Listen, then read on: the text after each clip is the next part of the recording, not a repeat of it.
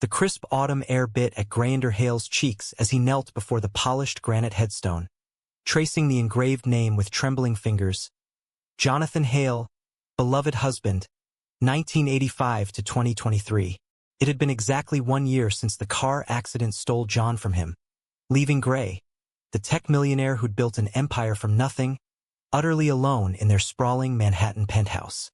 But as he whispered apologies for the life they'd never fully lived, a soft, heartbreaking sob echoed from nearby, drawing his gaze to a young man clutching a bundled infant, tears streaming down his face at the very same grave. Gray froze, his heart pounding. The stranger was in his late 20s, with disheveled dark hair and eyes swollen from crying, rocking the baby gently as if the world depended on it. "Who are you?" Gray managed, his voice rough with emotion, standing slowly as the man looked up, startled, his expression shifting from grief to something like recognition, or was it fear? The man wiped his eyes hastily. I'm sorry. I didn't mean to intrude. This is Jonathan's grave, right? I come here sometimes. He was important to me." His words hung in the air like a confession, and Gray felt a surge of confusion mixed with an inexplicable pull. The baby let out a small wail, and the man cooed softly, adjusting the blanket. Gray noticed the worn jacket, the scuffed shoes, signs of struggle that contrasted sharply with his own tailored coat.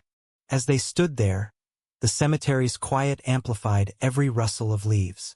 Gray introduced himself, omitting his wealth for now, and learned the man's name was Ryan Ellis, a graphic designer who'd moved to New York from a small Midwest town. Ryan explained he'd known John through work. They collaborated on a project years ago. But there was more. Ryan's voice cracked when he mentioned how John had been a mentor, a friend during tough times. The baby, little Noah, was Ryan's adopted son, just 6 months old, and today marked the anniversary of Ryan's own loss. His partner had left him shortly after the adoption, unable to handle the responsibility. Gray listened, drawn in by Ryan's vulnerability. It reminded him of John's kindness, how he'd always reached out to those in need. They talked for hours, sitting on a nearby bench as the sun dipped lower. Ryan shared stories of John's humor, his passion for art, details Gray cherished but hadn't heard from anyone else in months. In return, Gray opened up about the isolation of grief, how his high society friends had drifted away, uncomfortable with his openly gay marriage in their conservative circles. By dusk, as they parted ways, Gray felt a spark he hadn't expected, a connection born from shared sorrow. He handed Ryan his card, suggesting coffee sometime. Ryan hesitated, glancing at Noah, but nodded. That night, back in his empty home, Gray couldn't shake the image of Ryan's tear-streaked face. Was this fate, or just coincidence? He didn't know, but for the first cauliflower, hope flickered in his chest. Over the next weeks, their meetings became routine. Coffee turned to lunches, then walks in Central Park with Noah gurgling happily in his stroller. Gray learned Ryan's backstory. Raised in a religious family that disowned him when he came out at 18, he'd fought for every scrap of stability. Adopting Noah alone had been his boldest move, but it came with judgment from landlords, co-workers, and even strangers who whispered about single gay dads. Gray, meanwhile, grappled with his own demons. His rise to wealth through a groundbreaking app had made him a public figure, but John's death exposed fractures. Family members who'd boycotted their wedding, board members who questioned his focus. Now, as feelings for Ryan grew, Gray worried about the spotlight. What if the media twisted their story? What if Ryan saw him as a savior rather than an equal? One evening, over dinner at a quiet bistro, Ryan confessed more. "John wasn't just a mentor," he said quietly. "We had a brief thing before you two got serious. It ended amicably, but I always wondered what if." Gray's fork clattered. Betrayal stung, but John had never mentioned it. Was this why Ryan visited the grave? The revelation sparked their first argument, Gray accusing Ryan of ulterior motives. Ryan defending that grief wasn't a competition. They reconciled the next day, Gray apologizing for his outburst. It deepened their bond, forcing honesty. But society lurked in the shadows. Gray's sister, Evelyn, a staunch conservative, learned of Ryan through a mutual friend and confronted him. "You're moving on too fast," she hissed over the phone. "And with someone like that? Think of the family name." Her words echoed the prejudices Gray had faced his whole life. As winter approached, their relationship blossomed into romance. Stolen kisses in the park, quiet nights where Noah slept between them on the couch. Yet conflicts mounted. Ryan's ex-partner resurfaced, demanding visitation rights he didn't deserve, using homophobic slurs in court filings to sway the judge. Gray offered legal help, but Ryan resisted, fearing dependency. "I don't want your money defining us," he said. The tension peaked at a holiday party Gray hosted. Whispers about the widower and his new boy toy circulated, one guest even questioning Noah's adoption legitimacy. Ryan left early, humiliated, and Gray followed, vowing to fight for them. But doubt crept in. Was love worth the societal backlash? Snow blanketed New York as Gray and Ryan navigated their budding relationship amid mounting pressures. Mornings began with Noah's laughter echoing through Gray's penthouse, where Ryan had started staying over more often. Gray found joy in the chaos, bottles, toys, the warmth of a family he thought lost forever. But Ryan's independence clashed with Gray's protective instincts. "I can handle my own battles," Ryan insisted when Gray suggested hiring a top lawyer for the custody hearing. The hearing was a battlefield. Ryan's ex, Mark, painted him as unstable, citing his lifestyle choices, in a courtroom thick with tension. The judge, an older man with a stern gaze, seemed swayed by Mark's polished appearance versus Ryan's modest one. Gray sat in the back, fists clenched, as witnesses testified. One, a former neighbor, claimed Ryan's alternative family wasn't ideal for a child. It was a gut punch, highlighting the prejudices still rampant in America, even in progressive New York.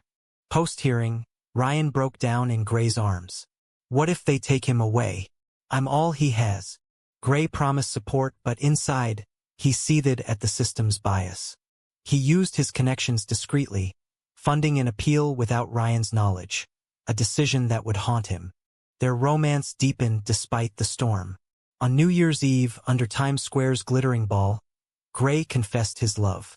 Ryan reciprocated, their kiss a defiant act amid the cheering crowd. But joy was short-lived. Paparazzi snapped photos, and by morning, tabloids screamed, "Tech tycoon finds love at grave? Widower dates single dad amid custody drama." The articles speculated wildly, some accusing Gray of exploiting Ryan's vulnerability. Social media erupted. Supporters praised their story as inspirational, but trolls hurled vitriol, homophobic rants, questions about Noah's real parents. Gray's company stock dipped slightly as conservative investors pulled out. Board members called an emergency meeting, urging him to tone down the personal life. "This isn't just about you," one said. "It's the brand." Ryan faced backlash too. His freelance clients dwindled, one citing distractions from the news. His family, whom he'd hoped to reconcile with, sent a scathing letter. "You're parading sin for the world to see. Think of the child."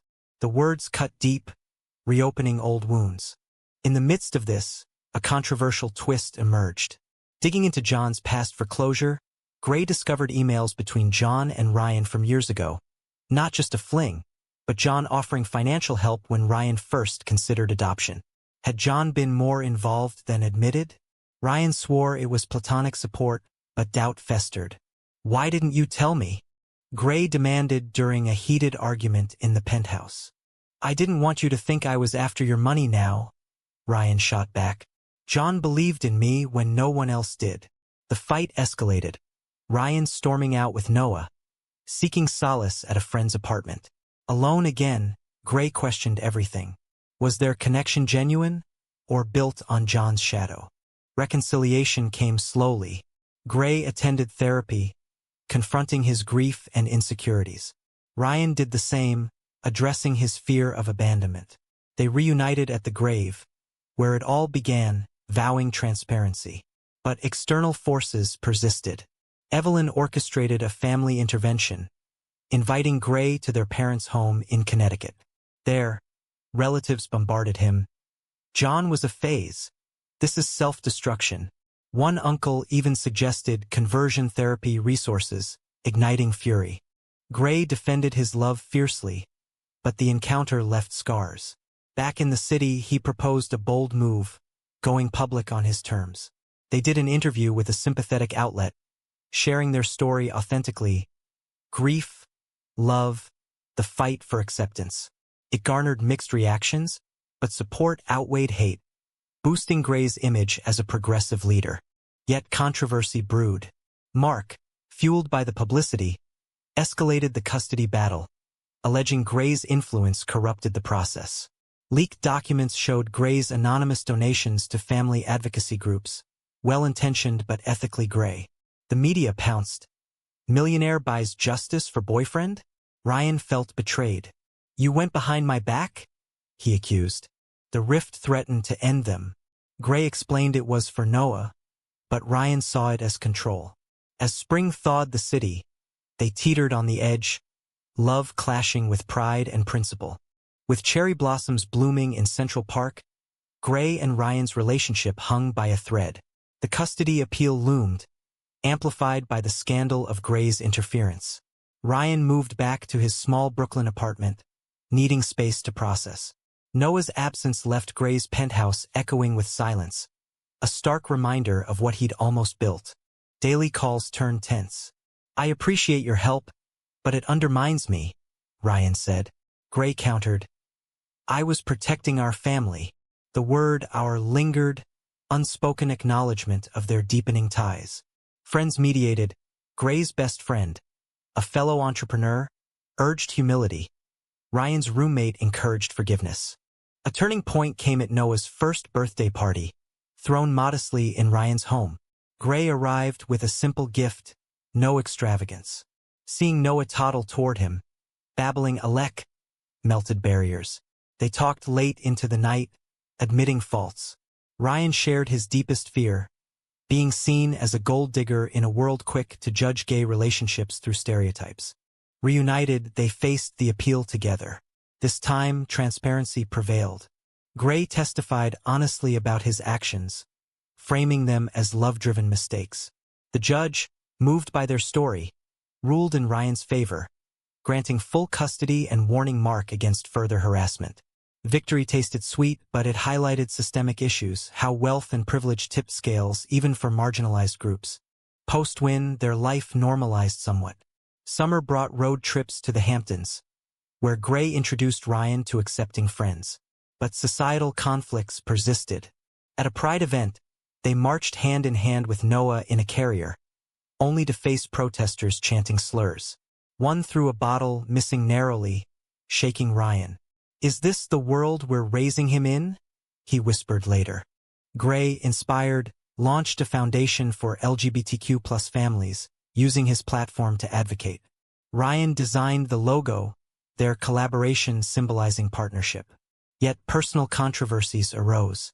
Rumors surfaced that John had willed a secret fund to Ryan for Noah's future. Gray confronted it head-on, learning John had indeed set aside money, viewing Ryan as a protege.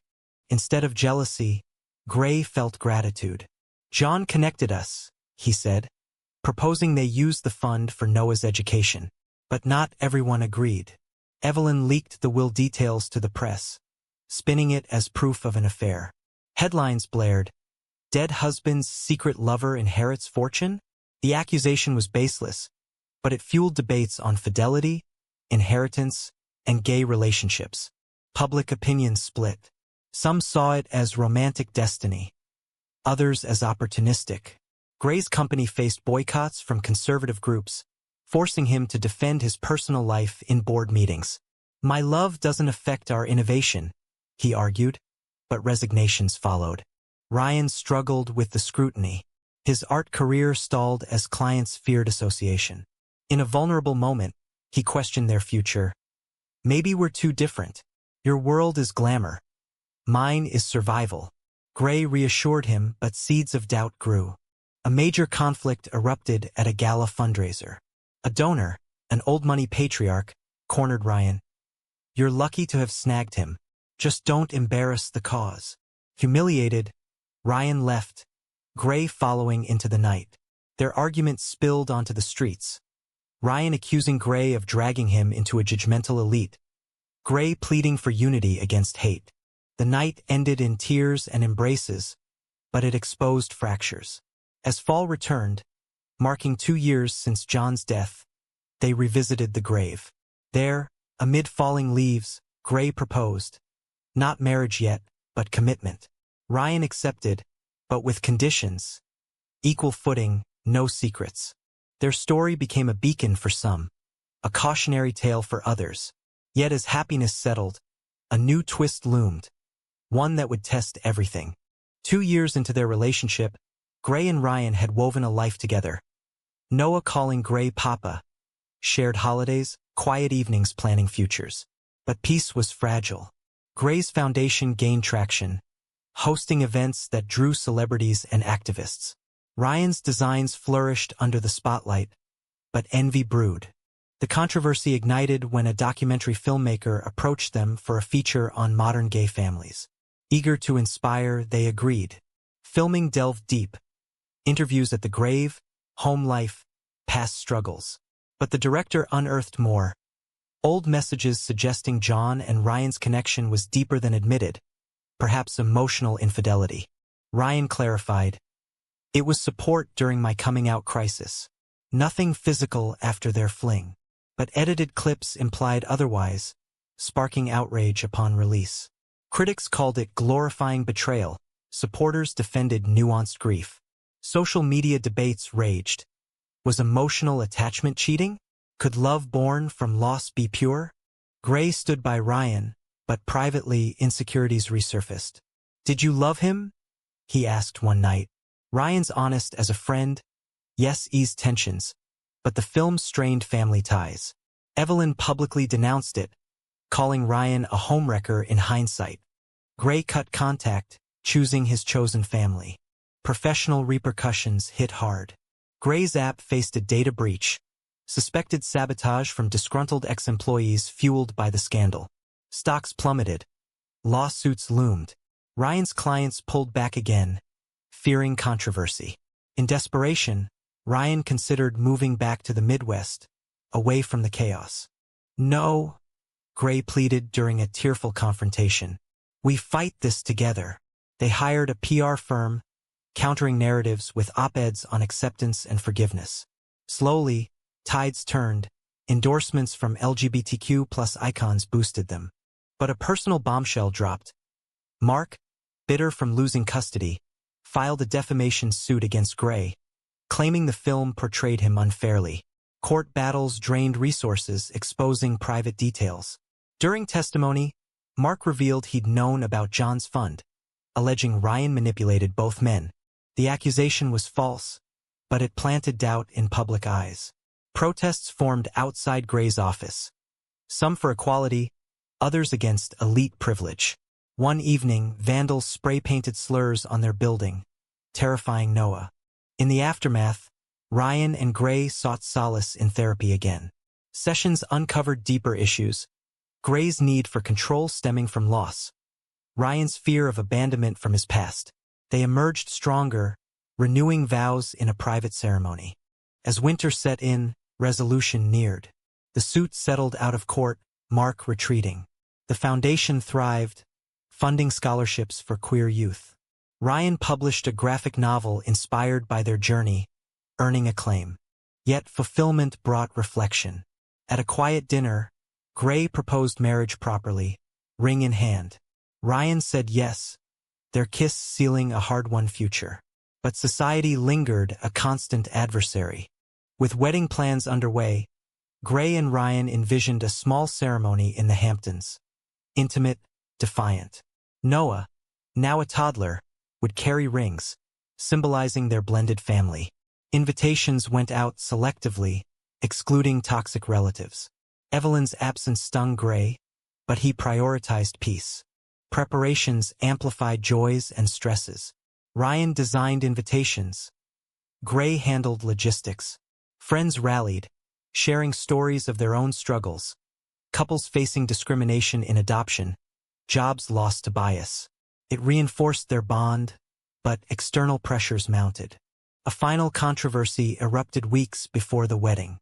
An anonymous source leaked alleged texts from John to Ryan, post-Gray's marriage, offering escape if needed. Tabloids twisted it. Was the marriage a sham? Investigations proved forgeries, likely Mark's doing, but damage was done. Polls showed divided opinions. Some empathized with complex emotions, others condemned. Gray confronted his grief head-on, visiting the grave alone. "You led me to him," he whispered, finding closure. Ryan joined later, and together they released balloons, Noah giggling as they soared. The wedding day dawned bright. Under a floral arch, they exchanged vows. Promises of equality, resilience against hate. Guests cheered, toasting to love's triumph. Honeymoon in Hawaii brought respite. Noah building sandcastles, the couple rediscovering intimacy without drama. Back home, life settled into rhythm. Gray scaled back work, focusing on family. Ryan's career soared with a gallery show. The foundation expanded, lobbying for anti-discrimination laws. Years passed, Noah growing into a confident boy, aware of his dad's story through age-appropriate talks. Challenges persisted, school bullies echoing societal prejudices, but they faced them united. Reflecting on their journey, from that fateful graveside meeting to enduring love, one question lingers. In a world quick to judge, is it right that shared grief can forge unbreakable bonds, even if shadowed by past connections?